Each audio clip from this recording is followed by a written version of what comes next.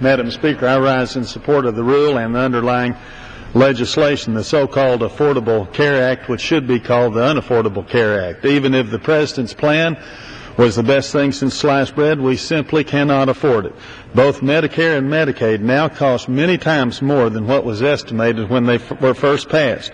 Already, the estimate for the President's plan is double what it was just 1 year ago, and most of it will not be fully implemented until 2014, and some parts until 2016.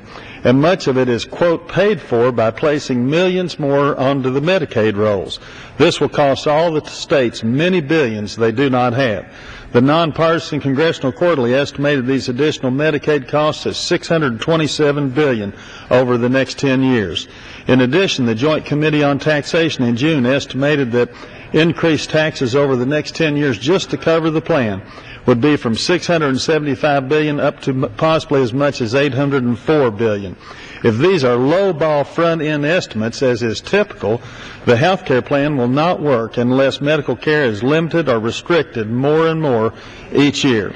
In considering their vote on this legislation, this so-called Affordable Care Act, I hope that my colleagues will consider these strong words by Dr. Milton R. Wolf, President Obama's cousin.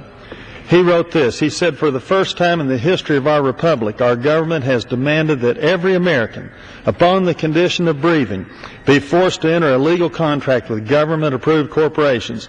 Not even King George III dared impose such control.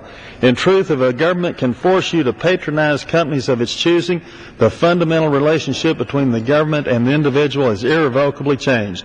If it is allowed to stand, there will be no part of your life the government cannot control, and no crony it cannot enrich with your money."